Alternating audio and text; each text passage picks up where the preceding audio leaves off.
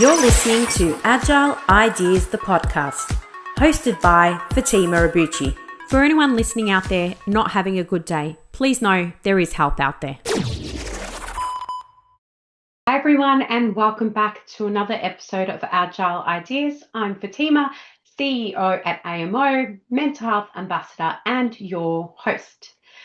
By now, you are probably at the stage where, like myself, hearing the word capability about 1 million times is probably a little bit too many. Nonetheless, it's really important. So in this episode of our Capability Unboxed mini-series, I will be talking about why target operating models fail without capability clarity.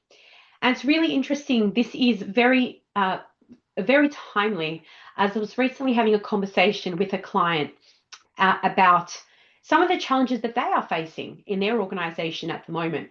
And a lot of the clarity that they need is missing because they haven't thought about what their organization actually does.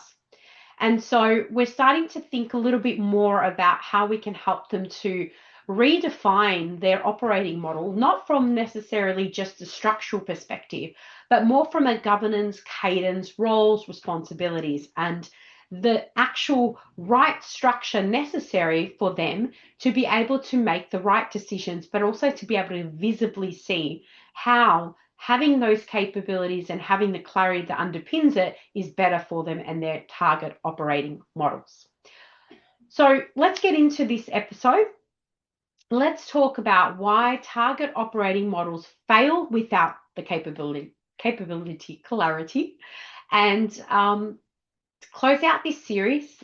That has been an interesting one. I hope you found it interesting as well. It is something we're spending a lot of time talking about. So I will be happy to have just a little break from using the word capability. That being said, it seems to be something that is part of the day-to-day here at AMO, and really it comes down to the heart of everything that we're doing in helping organizations to plug the execution gap. So let me explain a little bit more about why many target operating models and exercises associated with that, particularly when it comes to strategizing and developing out a target operating model, or maybe during transformation programs where they're revisiting their target operating model. I've seen a lot of different approaches, and even in the last sort of 5 or 6 years, I've seen a lot of organizations who went through and embarked on changing their target operating models as it pertained to how they were going to operate in an agile environment. And so there was this whole wave of agile ways of working. And that agile wave of ways of working actually was something that was quite disruptive for a lot of organizations. And yes, the bigger the organization, the more they spent on that. Why am I using that as an example? Because I'm seeing the same thing happening now with AI. And organizations are spending a lot of time now revisiting and reviewing their target operating models again, but now they're fixating on how AI effectively can help either support or change entirely their organization's operating model. So there's a lot of activity underway every day talking about strategy and these things. And what I find in the last 20 years spending time in organizations who have undertaken enterprise level transformation, portfolio level, divisional level, every single time there's a focus and an emphasis on structure and processes rather than the capabilities.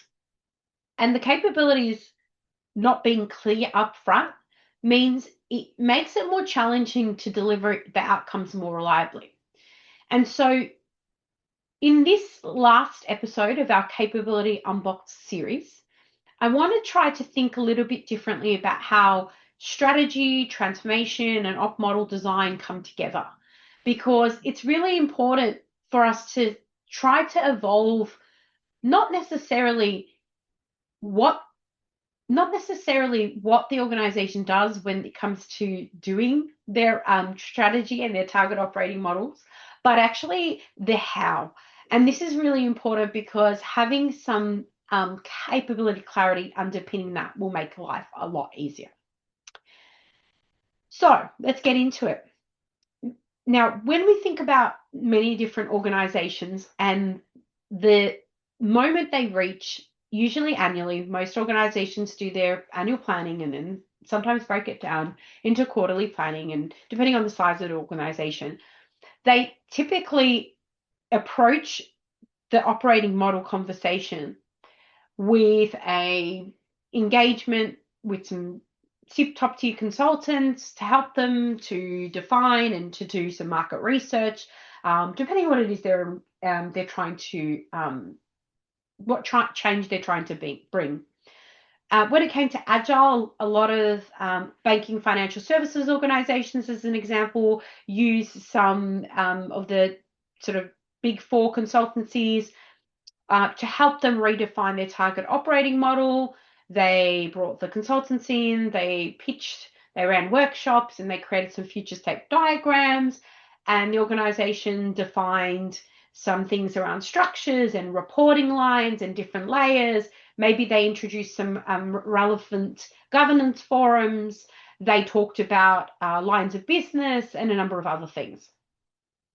Now, that's all well and good, but then a year later, this continued to have the same problems when it came to execution.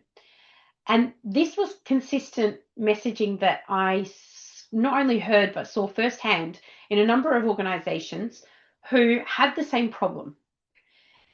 Fatimah, the strategy is great, but we're not actually delivering, or maybe not delivering as effectively as we could. And so even though the structure may have changed, the organization's ability to deliver the outcomes hadn't. I'll give you another example. So in one of the big four banks, they, as well, like many of the others, undertook a few years ago their big agile wave, agile transformation, ways of working. They restructured their lines of business. They restructured all of their divisions. They changed role titles, they moved people around, and they really tried to break apart the, not going to say hierarchies because they still exist and did exist, but they just reshuffled everything and actually confused a lot of people. And then what actually ended up happening is as they progressed into delivery and they found that the noise around Agile and the structure and the target operating model started to sort of softened slightly, they noticed more gaps. An example of that was in one of the banks we worked with, they identified that where technology, for example, payment switch technology was owned, they found that there was initially there would be ownership in a particular line of business within the structure. And then when they reshuffled everything around, it was like the responsibilities and roles around that were split across multiple lines of business. So we then had to help them think about how they introduce a chapter concept that then went horizontally across each of those parts of the target operating model so that they could plug that gap. And then they continued to have other mechanisms that they needed to start introducing and other workarounds. And what we found was, even though the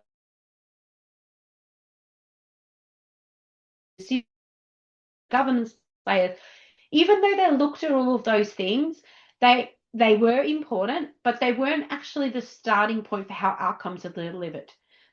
When you look at how, for example, there's another client we're working with, and we've had to take them back a few steps and say to them, what outcomes are you trying to deliver?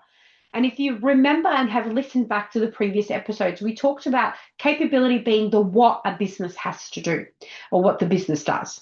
And so even if you introduce governance frameworks to accelerate decision making, if you're not clear on what it is the business does, and I'm not just saying we're a bank and we provide payment services and financial services and whole client monies. No, I'm talking about actually breaking down the capabilities in a way that not only your customers can understand, but actually your teams who are there to actually support cross-functionally and collaborate across the organization to deliver the outcomes. So in this past few examples, cross-functional coordination was very weak. The governance redesign on its own was not going to fix the issues. Similarly to an energy company, they introduced their agile ways of working, but what they found is just because they reshuffled the structure and changed some role titles and moved a few people around, it actually didn't change the capability to actually deliver and execute. And that in turn is where the gap is. So why do operating model redesign often miss the real problem? Well, first and foremost, one of the challenges is the fact that the strategy is usually done in isolation of those that have to execute. And I spend a lot of time talking about that. But also the operating model redesign frequently assumes that just making the changes, that's going to somehow improve performance. And unfortunately, that's not true. There are a number of unclear gaps that sit within the organization. And one of the very simple examples that comes up a lot is the ownership of the outcome itself, especially when you have a certain capability that might touch multiple areas. For example, there might be a capability that sounds like it sits in the finance and financial resource management space, but actually touches risk and compliance as well.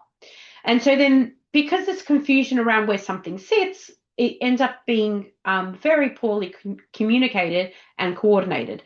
And that also increases the cadences that each of these areas needs to put in place so that they can try to get the outcomes that they're trying to get.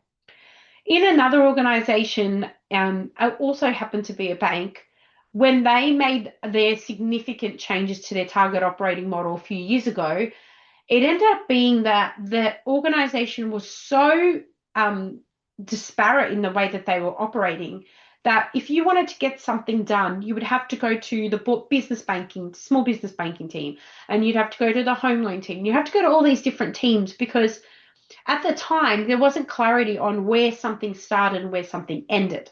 And so trying to run projects and programs in this kind of environment was actually very complicated.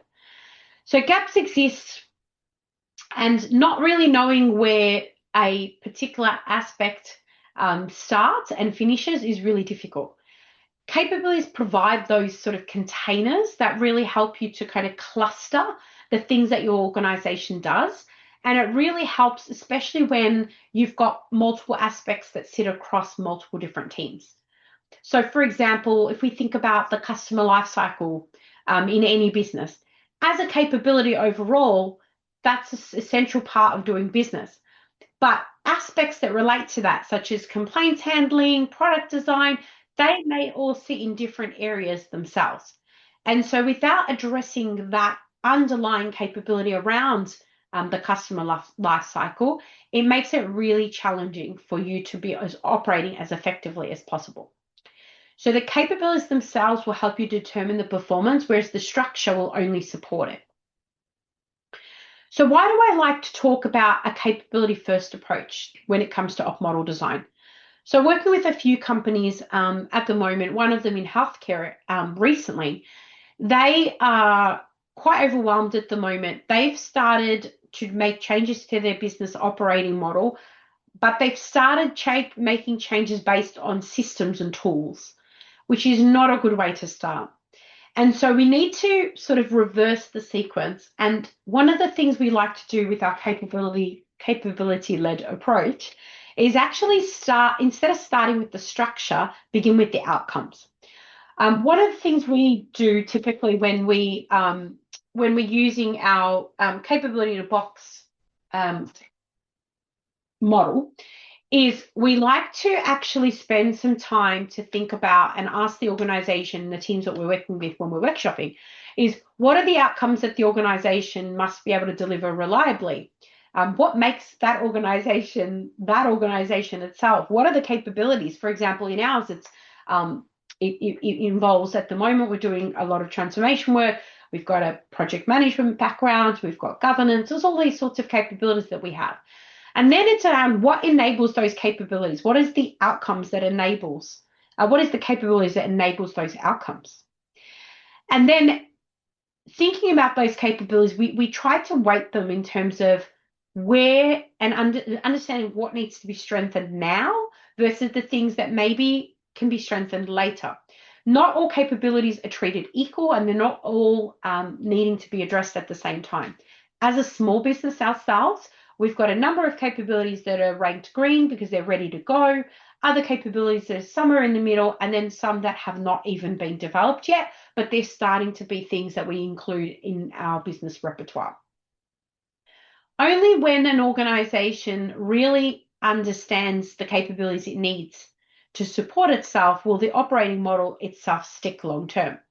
The structure then can support think of it like scaffolding on a house. It provides the support to be an enablement and help you with that initial starting point.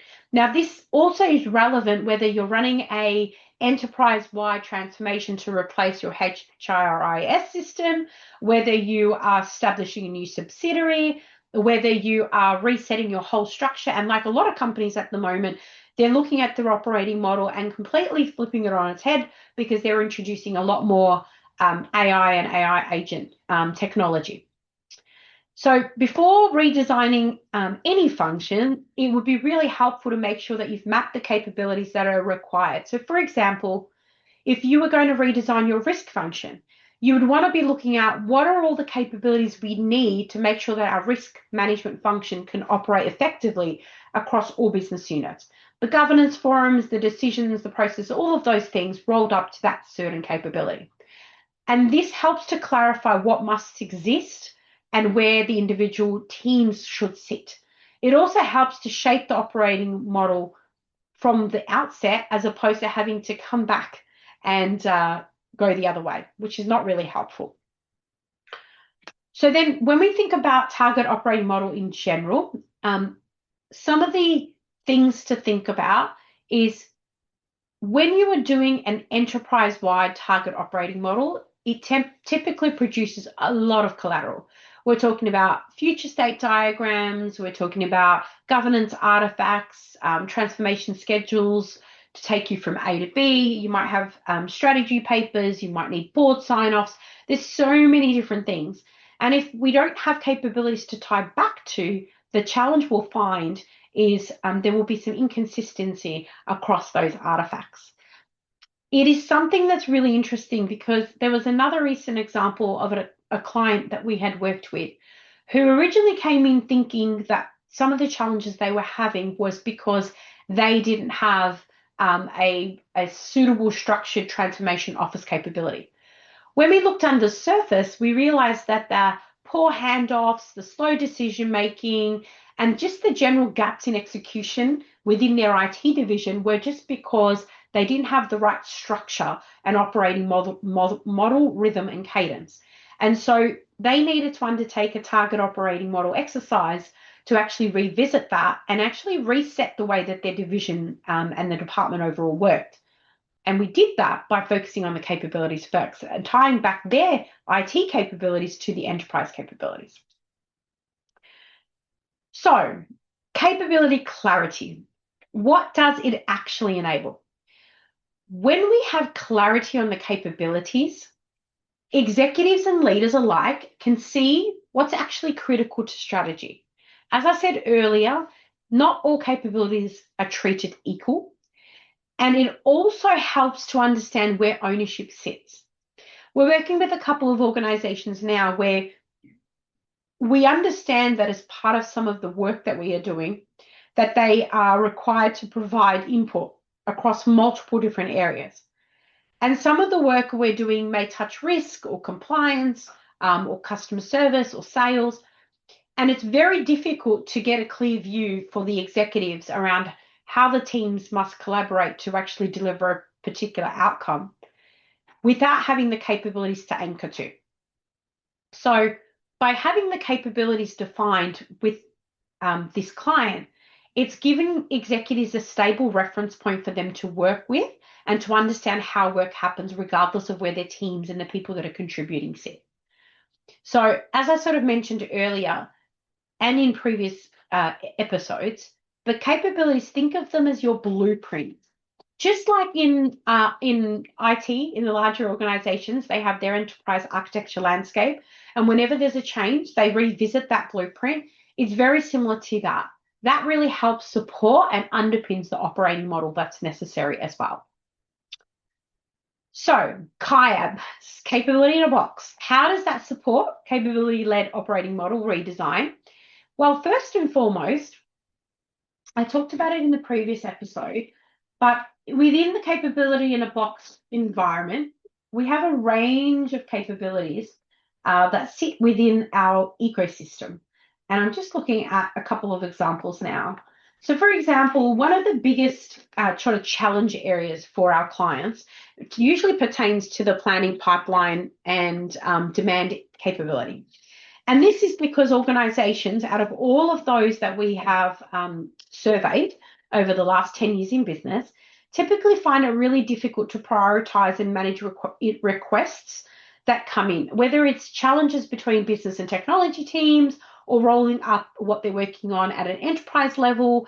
It really is a challenge when you don't have clear planning, pipeline, and demand management processes. And so one of the CIABs, or capability in a box, that we have is all around planning, pipeline, and demand. So another capability, for example, in most businesses is managing costs or managing resources, resource experience, reporting and analytics. There's a range of capabilities that apply.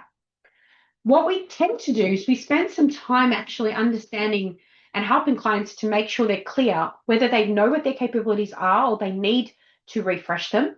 Visualize how those capabilities operate across multiple teams and the interdependencies and handoffs between them. We can then assess the strength of those capabilities, and we can do that in a range of ways, including by leveraging some of the different personas, both in capability and in governance as well. And then we also can assess the strength of the capability and then make sure that they have a clear roadmap for how to work towards that plan. Not every strategy needs to be outsourced and built by a consulting firm. Rather, helping organizations and their teams collaboratively work together to reassess and revitalize the capabilities for their organization that underpins their operating model. So this itself as an approach is one of the key things that we do, as well as many others, that helps organizations to make sure that they have a durable operating model that's scalable and sustainable. When it comes to having an organization's ability to adapt based on new information and constant changing things around us, it's really, really important that we have something to anchor to, and that is your capabilities. So capability in a box, as I said, was something that inspired this series. It is something that we've spent the last several years working on and have actually really enjoyed seeing the clarity that teams see when they realize that no, payroll doesn't belong in this part of the business, or maybe these aspects don't belong here, they belong in people and culture, or maybe the risk and compliance is better brought together because of the size of an organization. In reflecting on this mini series that I hope you've enjoyed, we talked about what capability actually means. We talked about the difference between capability and capacity. As I said earlier, most people get capability confused and think it's about people skills and abilities, but it's much more than that. We talked about why projects themselves don't equal capability and how capability ownership shapes governance, why regulation depends on capability, and why ultimately operating models must be capability-led. Together, these ideas point to a simple conclusion, and that is the organizations themselves don't succeed simply because of the structure or the activities within the organization, but because they have the capabilities clearly defined that allow them to deliver the outcomes reliably. Remember, capabilities is what an organization does, and understanding the capabilities in your organization will make it a lot easier for your organization to redesign itself, to manage itself, and improve itself over time. As this is the end of our Capability Unboxed series, you are more than welcome to join us in May for our live webinar event where we will take you through all things capability powered by the AMO way. The link details will be both on our website and also in the show notes. And if you are watching this and it is past May, you can also access the recording on our Agile Ideas YouTube channel once it is live. So thank you so much for being part of this journey with me and talking all things capability, and I welcome any questions that you have. Thank you so much for listening to this podcast. Please share this with someone or rate it if you enjoyed it. Don't forget to follow us on social media, and to stay up to date with all things Agile Ideas, go to our website www.agilemanagementoffice.com. I hope you've been able to learn, feel, or be inspired today. Until next time, what's your Agile idea?